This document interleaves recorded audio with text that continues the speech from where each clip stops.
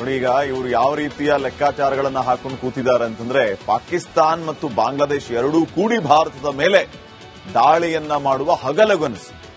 ಪಾಕಿಸ್ತಾನದಂತ ಇನ್ನೂ 100 ದೇಶಗಳು ಸೇರಿದ್ರು, ಬಾಂಗ್ಲಾದೇಶದಂತ ಖಾಂಜಿ ಪಿಂಜಿ ದೇಶಗಳು ಇನ್ನೂ 100 ಸೇರಿದ್ರು ಭಾರತದ ಒಂದು ರೋಮವನ್ನು ಕೂಡ ಅಲ್ಲಾಡಿಸೋದಕ್ಕೆ ಸಾಧ್ಯ ಇಲ್ಲ. ಇದನ್ನ ಪಾಕಿಸ್ತಾನ್, ಬಾಂಗ್ಲಾದೇಶ್ ಸರಿಯಾಗಿ ಅರ್ಥ ಮಾಡ್ಕೋಬೇಕು. ಆಪರೇಷನ್ ಸಿಂಧೂರದ ಪೆಟ್ಟಿನಿಂದ ಈಗಾಗಲೇ ಪಾಕಿಸ್ತಾನ್ ನಲುಗಿ ಹೋಗಿದೆ. ಸೇನೆಯ ಬದಲು ಉಗ್ರರನ್ನ ಬಳಸಿಕೊಳ್ತಾ ಇದೆ ನಾಚಿಕೆ ಇಲ್ಲದ ಪಾಕಿಸ್ತಾನ. ಆಪರೇಷನ್ ಸಿಂಧೂರದಲ್ಲಿ ಯಾವ್ಯಾವ ಉಗ್ರರು ಬದುಕಿದಾರಲ್ಲ ಅವರನ್ನ ಮತ್ತೆ ಬಳಕೆ ಮಾಡ್ಕೊಳ್ತಾ ಇದ್ದಾರೆ, ಅವರು ಸಾಯ್ಲಿ ಅಂತ. ಭಾರತದ ವಿರುದ್ಧ ಪ್ರಾಕ್ಸಿ ವಾರ್ ನಡೆಸೋದಕ್ಕೆ ರಣತಂತ್ರವನ್ನ ರೂಪಿಸ್ತಾ ಇದ್ದಾರೆ. ಬಾಂಗ್ಲಾದೇಶದ ಮೂಲಕ ಉಗ್ರರನ್ನ ಪಾಕಿಸ್ತಾನ್ ಕಳಿಸೋದಕ್ಕೆ ಪ್ಲಾನ್ ಮಾಡ್ಕೋತಾ ಇದ್ದಾರೆ. ಫೆಬ್ರವರಿಯಲ್ಲಿ ಬಾಂಗ್ಲಾದೇಶದ ಸಾರ್ವತ್ರಿಕ ಚುನಾವಣೆ ನಡೆಯುತ್ತೆ. ಫೆಬ್ರವರಿಯಲ್ಲಿ ಆವಾಗ ಉಗ್ರರನ್ನ ಬಳಸಿಕೊಂಡು ಕುತಂತ್ರವನ್ನ ಮಾಡುವ ಕೆಲಸ ಈ ಮುನೀರ ಈ ರೀತಿಯ ಕುತಂತ್ರವನ್ನ ಮಾಡ್ತಾ ಇದ್ದಾನೆ. ಪದೇ ಪದೇ ಭಾರತದ ವಿರುದ್ಧ ಈ ಮುನೀರ್ ಮಾತಾಡುವ ಕೆಲಸವನ್ನ ಮಾಡ್ತಾನೆ ಇದ್ದಾನೆ.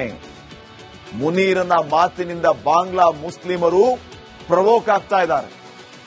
ಕಟ್ಟರ್ ಮುಸ್ಲಿಮರು ಕೆರಳಿದ್ರೆ ಜಮಾತ್ ಎ ಇಸ್ಲಾಮಿಗೆ ಲಾಭ ಆಗುತ್ತೆ. ಬಾಂಗ್ಲಾದೇಶದಲ್ಲಿ ಜಮಾತ್ ಎ ಇಸ್ಲಾಮಿ ಪಾರ್ಟಿ ಇದೆ.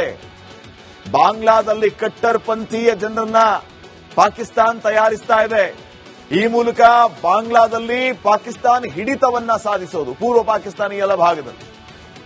ಆ ಒಂದು ಹಿಡಿತ ಸಾಧಿಸಿದ್ರೆ ಭಾರತದ ಮೇಲೆ ದಾಳಿ ಮಾಡೋದಕ್ಕೆ ನಮಗೆ ಇನ್ನಷ್ಟು ಅನುಕೂಲ ಆಗುತ್ತೆ ಅನ್ನುವಂತಹ ಲೆಕ್ಕಾಚಾರದಲ್ಲಿ ಈ ಮುನೀರ ಇದ್ದಾನೆ. ಆದರೆ ಇವರ ಲೆಕ್ಕಾಚಾರ, ಇವರ ಈ ರೀತಿಯ ತಂತ್ರಗಳು ಎಲ್ಲವೂ ಕೂಡ ತಲೆ ಕೆಳಗಾಗುತ್ತೆ ಅನ್ನೋದ್ರಲ್ಲಿ ಯಾವುದೇ ರೀತಿಯ ಸಂಶಯ ಬೇಡ.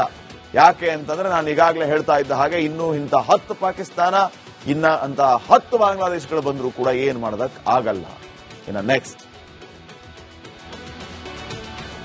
ನೋಡಿ, ಈಗ ಇವರು ಯಾವ ರೀತಿಯ ಲೆಕ್ಕಾಚಾರಗಳನ್ನ ಹಾಕೊಂಡು ಕೂತಿದ್ದಾರೆ ಅಂತಂದ್ರೆ, ಪಾಕಿಸ್ತಾನ್ ಮತ್ತು ಬಾಂಗ್ಲಾದೇಶ ಎರಡೂ ಕೂಡಿ ಭಾರತದ ಮೇಲೆ ದಾಳಿಯನ್ನ ಮಾಡುವ ಹಗಲಗನಸು.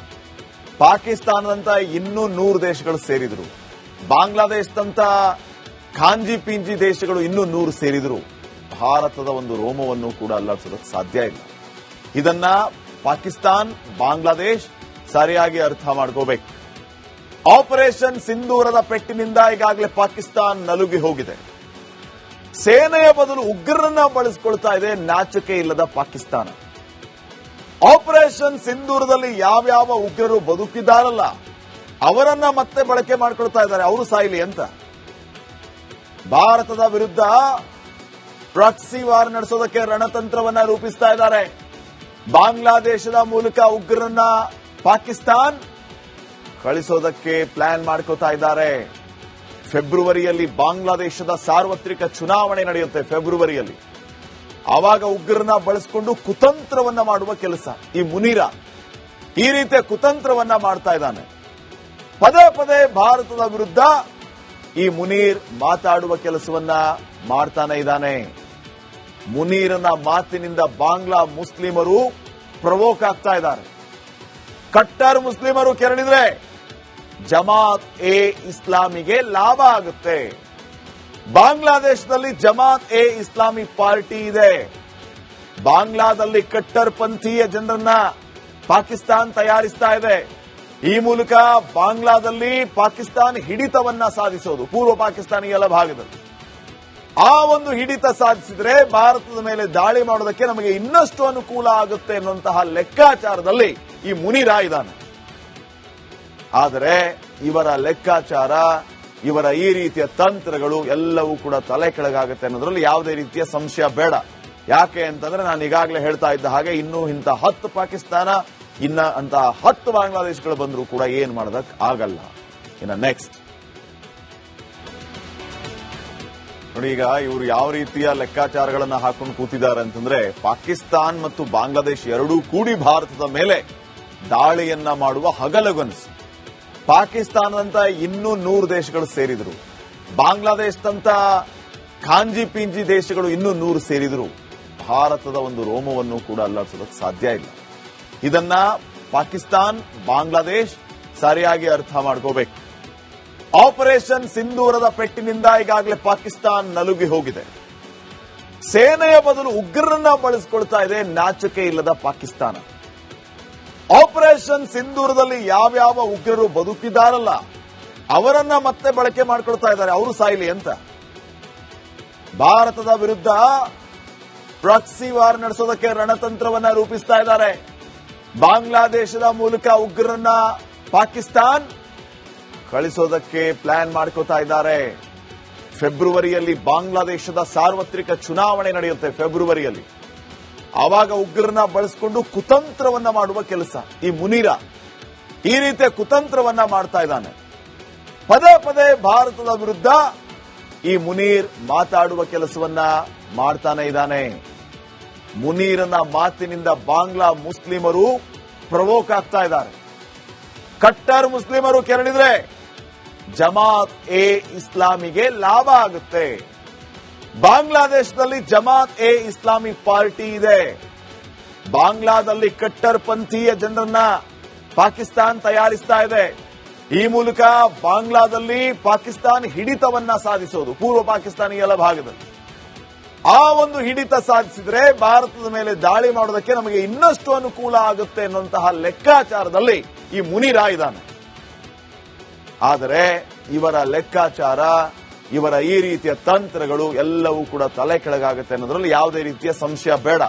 ಯಾಕೆ ಅಂತಂದ್ರೆ ನಾನು ಈಗಾಗಲೇ ಹೇಳ್ತಾ ಇದ್ದ ಹಾಗೆ ಇನ್ನೂ ಇಂಥ 10 ಪಾಕಿಸ್ತಾನ ಇನ್ನ ಅಂತ 10 ಬಾಂಗ್ಲಾದೇಶಗಳು ಬಂದರೂ ಕೂಡ ಏನ್ ಮಾಡೋದಕ್ಕೆ ಆಗಲ್ಲ. ಇನ್ನು ನೆಕ್ಸ್ಟ್ ನೋಡಿ, ಈಗ ಇವರು ಯಾವ ರೀತಿಯ ಲೆಕ್ಕಾಚಾರಗಳನ್ನ ಹಾಕೊಂಡು ಕೂತಿದ್ದಾರೆ ಅಂತಂದ್ರೆ, ಪಾಕಿಸ್ತಾನ್ ಮತ್ತು ಬಾಂಗ್ಲಾದೇಶ ಎರಡೂ ಕೂಡಿ ಭಾರತದ ಮೇಲೆ ದಾಳಿಯನ್ನ ಮಾಡುವ ಹಗಲಗನಸು. ಪಾಕಿಸ್ತಾನದಂತ ಇನ್ನೂ 100 ದೇಶಗಳು ಸೇರಿದ್ರು, ಬಾಂಗ್ಲಾದೇಶದಂತ ಖಾಂಜಿ ಪಿಂಜಿ ದೇಶಗಳು ಇನ್ನೂ 100 ಸೇರಿದ್ರು ಭಾರತದ ಒಂದು ರೋಮವನ್ನು ಕೂಡ ಅಲ್ಲಾಡಿಸೋದಕ್ಕೆ ಸಾಧ್ಯ ಇಲ್ಲ. ಇದನ್ನ ಪಾಕಿಸ್ತಾನ್, ಬಾಂಗ್ಲಾದೇಶ್ ಸರಿಯಾಗಿ ಅರ್ಥ ಮಾಡ್ಕೋಬೇಕು. ಆಪರೇಷನ್ ಸಿಂಧೂರದ ಪೆಟ್ಟಿನಿಂದ ಈಗಾಗಲೇ ಪಾಕಿಸ್ತಾನ ನಲುಗಿ ಹೋಗಿದೆ. ಸೇನೆಯ ಬದಲು ಉಗ್ರರನ್ನ ಬಳಸಿಕೊಳ್ತಾ ಇದೆ ನಾಚಿಕೆ ಇಲ್ಲದ ಪಾಕಿಸ್ತಾನ. ಆಪರೇಷನ್ ಸಿಂಧೂರದಲ್ಲಿ ಯಾವ್ಯಾವ ಉಗ್ರರು ಬದುಕಿದಾರಲ್ಲ ಅವರನ್ನ ಮತ್ತೆ ಬಳಕೆ ಮಾಡ್ಕೊಳ್ತಾ ಇದ್ದಾರೆ, ಅವರು ಸಾಯಿಲಿ ಅಂತ.